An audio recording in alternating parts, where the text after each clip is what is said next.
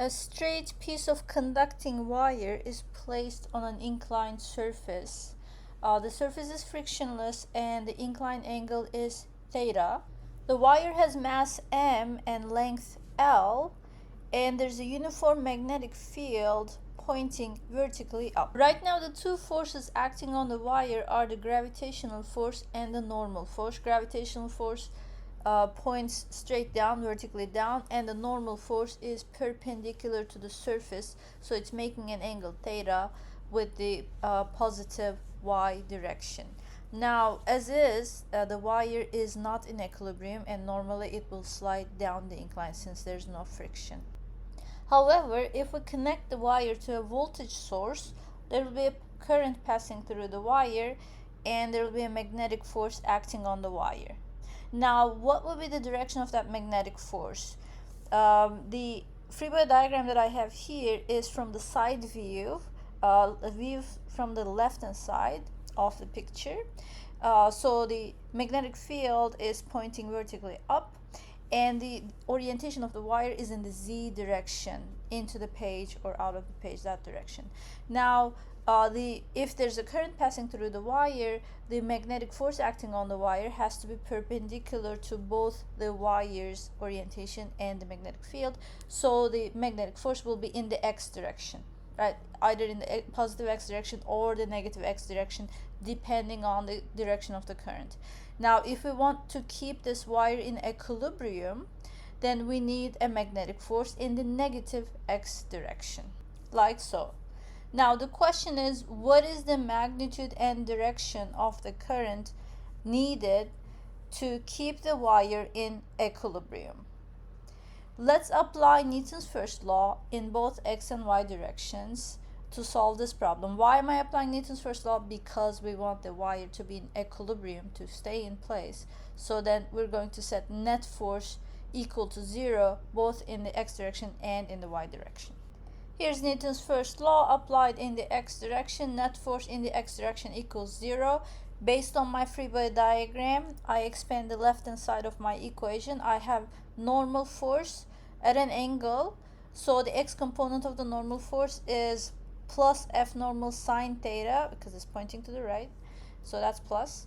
And then I have magnetic force F sub b pointing left, directly left, so that will be minus Fb equal to 0. So the magnitude of the magnetic force is equal to I times B times L, I being the current passing through the wire, that's the unknown that we're looking for. Capital B, the magnetic field magnitude, that's given. And capital L, the length of the wire, is also given. Now, is this sufficient? Can I just go ahead and isolate I from this equation and am I done?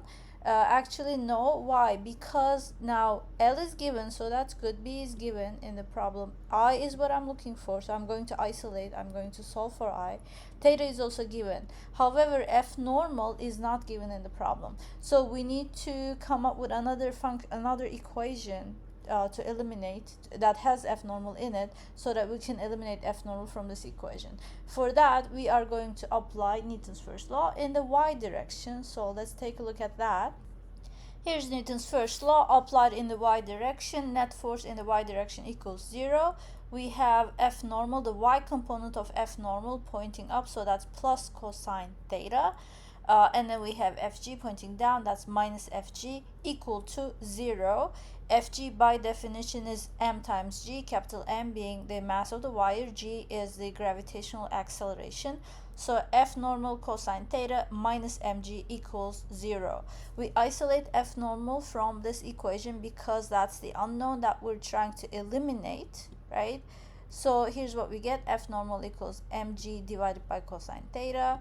And we are going to substitute it right here in the previous equation, rewrite the equation, and rearrange our equation, isolate the unknown, capital I, the current that we're looking for.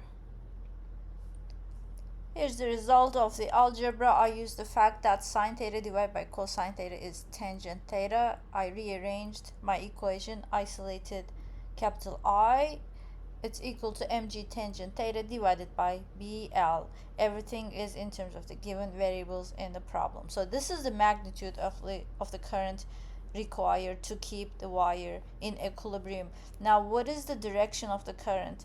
So that FB points to the left. By the right hand rule, well, the options are either the current will be into the page or out of the page.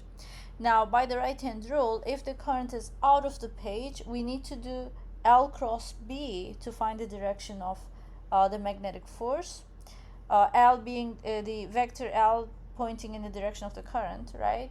So if we're doing L cross B, that means we align our right hand in the direction of L and curl our fingers in the direction of B. Our thumb will be pointing in the direction of the magnetic force. So if the current is coming out of the page, and align your right hand out of the page, curl your fingers up, your thumb will be pointing left. This is what we need.